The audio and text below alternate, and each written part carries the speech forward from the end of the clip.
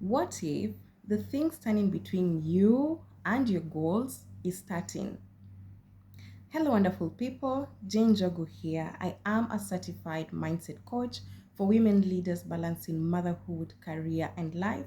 I'm also a published author for book titled Invite Only. Re-author the stories you tell yourself. I am a mom, a sister, a friend, and I'm also in this beautiful journey of learning. I say I'm a student of life. So today I want to talk about goals and achieving our goals and thinking about the things that we set out to do in January. Now we're in July. Today is July 2nd.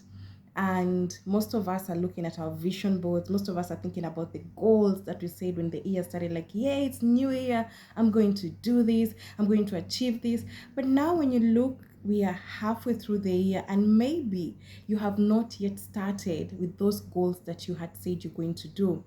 Now, most of us, maybe if you've not started, you're saying one day, this is a word that I've had a lot with the women that I'm working with. One day, Jane, I'm going to do this. One day, I'm going to achieve that goal. I'm going to buy that car. One day, I'm going to work on my fitness. One day, one day, one day, one day. But the question that I always ask is, when is that one day? And most people, they will tell me that, Jane, I need to get things right. I need to have enough money. I need to have enough experience. I need to have all these things, enough support system and all that. But something that we tend to forget is, in order for us to get enough money, in order for us to get enough experience, we need to start. We need to take action. We need to start moving. If you're going for a road trip, you can't tell me that one day I'll get to Paris. You need to move between from where you are to Paris. So you have to move. You have to start. If your goal requires money, then you need to find ways you can raise that money in order for you to achieve that goal. So what I'm trying to say here is, start messy. Start even if you don't know anything. I read something earlier today and someone said that if you're scared of messing up, better you mess up, and then from that mess you pick up the lessons and you start moving forward.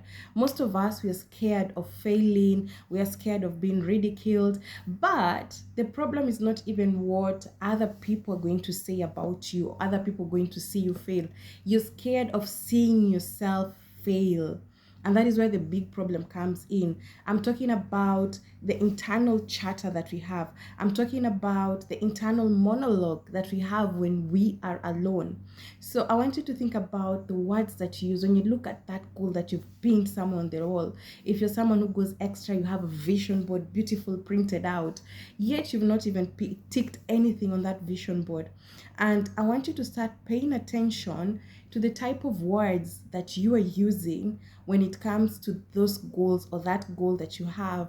Is it telling yourself that you're not ready? That is that is a limiting belief that you're holding. Is it telling yourself that it's not yet time? That's a limiting belief.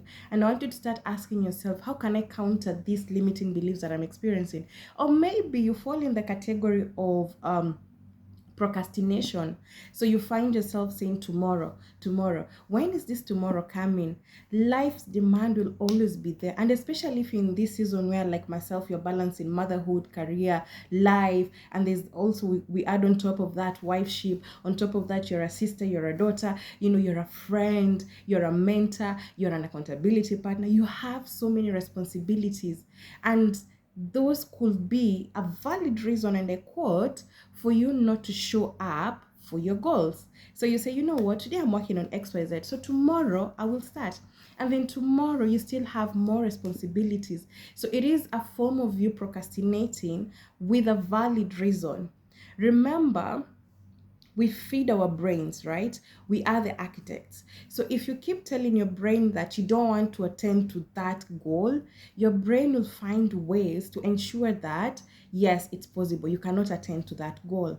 Another example I can give is when you go for an interview, and I've seen this before with a client, and she told me, Jane, I know I'm going to fail that interview. I know I will fail. Remember, that is a conversation she has convinced herself. She has told herself that. And when she went to the interview, indeed, she didn't pass the interview. It didn't go well. They told her right up front that she's not the right candidate and all that. So when we were having that conversation after the interview, I asked her, so what happened? She's like, I told you, Jane, that interview, I knew it, I will not pass. But now, here's what happened. You feed your brain and tell your brain that this is not what I want. And your brain, being your best friend, it's going to look for the evidence in order to prove that point. So for her, she was focusing, proving the point to me that, Jane, I told you I will not get that interview. So what you tell your brain, and that's why you see people are so people encouraging us to keep speaking positive to ourselves. They're encouraging us to keep telling ourselves affirmations, reciting gratitudes, because the energy that you feed yourself matters. The energy is also going to be translated with the action steps that you take. So think about the goals that you have, and I want you to start asking yourself, have I not achieved this goal, or have I not started this goal yet because of the story? Let's call it a story, as I call it in my book, of the story that you're telling yourself. So it is time for you to invite yourself to identify. The first stage is always awareness. What is it that is stopping you from achieving that goal? What is not even achieving, starting? What is stopping you from starting that goal? Once you have the awareness, then you can get into action to find the remedy. When you go to the doctor, you tell doctor, I have headache. Doctor will ask you more questions. What has been happening? Are you eating well? Are you coughing? Blah blah blah, and all these questions, because the doctor wants to have that awareness and understand the symptoms that you're experiencing more. So have a meeting with yourself and start observing. On Monday, I tried to start this goal, but this is what happened. I got distracted with, let's say, social media. Last week on Tuesday, I tried to start this goal. I got distracted with a phone call. The other day, I got distracted with something, music, whatever it is. So you start noticing the pattern and seeing that indeed all these are valid reason, and I call them valid reason because you can't ignore the phone call. Maybe on social media you read something powerful, or you're listening to something powerful, or maybe your favorite music came on, the mood came in, and you're like, oh my god, you know what, let me just listen to music. All these are valid reasons because these are things that make you happy, and these are things that are your comfort zone. You are avoiding to step out of that comfort zone. So once you notice the pattern, next thing is for you not to become the doctor. Treat yourself. How do you want to ensure that you cross the line? You start running, you start going for the race, you start going for them. Remember, even before you win a race, you have to win the short marathons, right? So start thinking, who do I need to talk to? Do I need an accountability partner? That's where I come in as a coach, or you can find a friend, or you can find a peer, somebody who understands you and somebody who is ready to push you forward. Number two, ask yourself, what resources do I need? List them down. You can't work on a goal until you understand. You say it's money. It's a money problem, Jane. I don't have the money needed. And I always counter that and ask, how much do you need?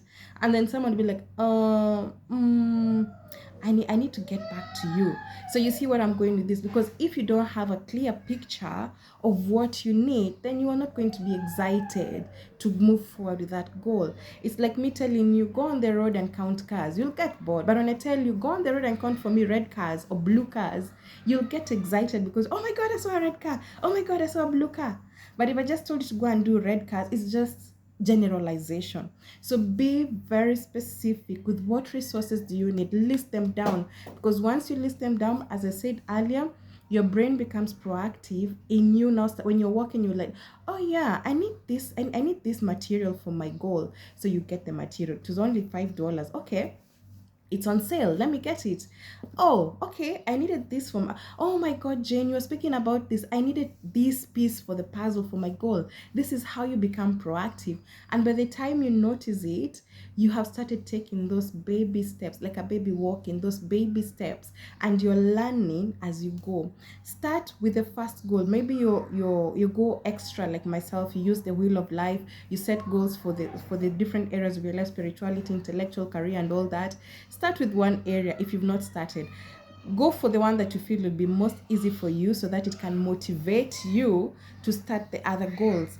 Look at the goal, what has been the problem, how will you progress, who do you need, and then set for yourself deadlines. Because again, without deadlines, we don't get that rush, we don't get that excitement to accomplish something. And something else I'll add on top of that: reward yourself. Once you achieve maybe the first goal in one of the categories, reward yourself. It could be a solo coffee date, it could be going to listen to your favorite band, it could be going for country music, it could be going for sightseeing if you're in a place like where I am in UAE. Reward yourself so that it can remind you of how it felt to achieve that goal, and that will excite you to move on to the next goal. So it could even be buying yourself a watch, or like my partner who loves buying shoes, it could be buying yourself shoes. So you do something that is going to excite you and something that is within your budget as well. And once you do that, it excites you to show up for the next goal. So somebody might tell me that, Jane, we're already halfway through the year. No. See, we have, I think, around 183 days left, and you can make these days count. You can make them matter. It's up to you to start taking those baby steps. It's up to you to start showing up one day at a time. Be intentional. That's the other word I'm going to throw. Be intentional. Don't just say, I will work on it when I have time. When will you ever have time? You have all these responsibilities. So when will you ever have time? Remember, I read somebody said that we create time for things that matter most to us. So if this goal is really important to you, create time for it. If it's 1 hour a day, if it's a certification you're after, maybe you want to graduate by December and you've not studied from January, it's still not late. You can dedicate time, 2 hours a day, 3 hours a day.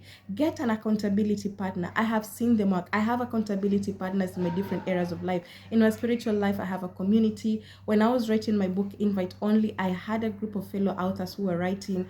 When it comes to my business, I have someone we meet every Tuesday at 4 p.m. my time. So we discuss how the week was, we challenge each other. If it comes to social media, there's someone who's holding my hand, my accountability partner. I have a group of entrepreneurs who are holding my hand. We challenge each other, we cheer each other, we support each other, because without accountability, then it just becomes another task on the list. It just becomes something that is not exciting. But when you have people you're going to report to, it becomes an exciting journey, because during the meeting I want to show up and say, you know what, I did that, yeah. So get someone who you can trust, and someone who is available or has the time to push you, to cheer you, and you will start noticing those small strides with your goals. You will start noticing yourself starting to walk like a baby. You're crawling, you get more excited, like, oh, so I can do that. It excites you, you keep showing up and doing that. So today's video is for me to remind you that your goals, they can still be achieved. All you need is for you to be intentional. All you need is for you to just start. Accept the learning curve. Again, you're not going to start and shoot to the top. It's going to be baby steps. You're going to start today. You fall just like a baby. You can cry a little bit, but you can dust yourself, rise up again, and the journey continues until you're strong enough to stand tall and say, hey, I did that, and you clap for yourself at the end of that. Until next video, please hit subscribe, share the video with someone who needed to hear this today.